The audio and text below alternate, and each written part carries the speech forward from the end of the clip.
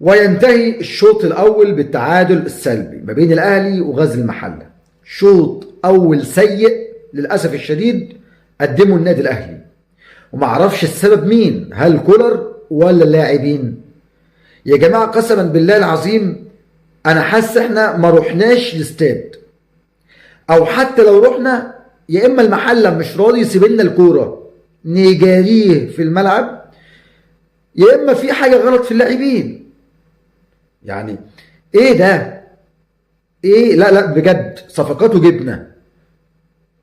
كولر وكانه بيعاند.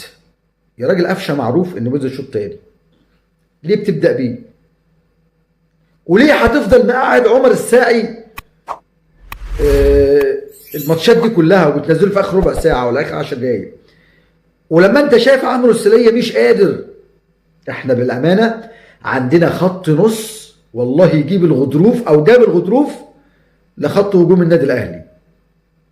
حسن الشحات بكاحر، واول ما يوصل المنطقه يتكفي.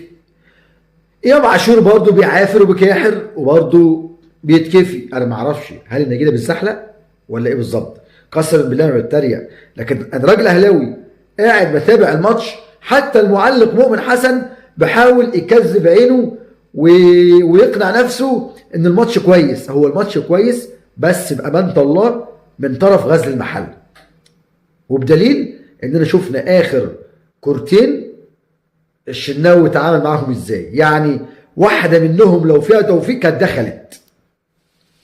دخلت. فيا هل يا ترى هنشوف كولر في الشوط الثاني كالمعتاد بيرجع يعدل اوضاعه تاني ولا ايه بالظبط؟ ولا هيفضل الحال ده كما هو؟ احنا الزمالك النهارده اهو، وادي بيراميدز لسه فارق نقطه، واحنا ما صدقنا انه نفضل يعني على اللحظه الاخيره حين ان يتعثر بيراميدز ونرجع لمكاننا الطبيعي. لكن دي للمره الاولى في تاريخ النادي الاهلي نقعد الفتره كلها مش عارفين نتصدر. يعني مش عارفين نتصدر. كفايه عك. انا قلت وجهه نظري والله بما يرضي الله. يعني ربما واحد اهلاوي يقول لي ايه انزل العب انت يا عم. مش برضو زي ما حضرتك فاهم كده. الكوتش اللي واقف على الخط ده طلب صفقات، وفي صفقات من قبلها قاعده ما بتلعبش. فهنا بقى في لغز، يا انت مش عارف توظف اللاعبين اماكنها بدليل انه في لعيبه ما بتلعبش في اماكنها، يا اما بقى الصفقات لسه بقى مفيش تجانس ومفيش يعني توليفه وانسجام.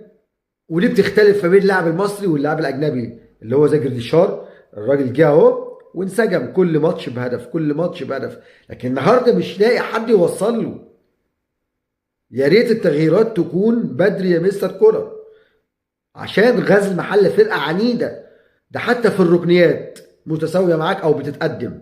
في الاستحواذ مع كامل احترام والتقدير غزل المحله النادي الاهلي لعبته دي يعني كل اللاعبين الموجودين معروف انها فرزه اولى. لكن للاسف احنا شايفين المحله هي اللي مسيطره. يا ريت نشوف شوط تاني يكون افضل من كده ونقدر نخلص ال3 نقط من بدري.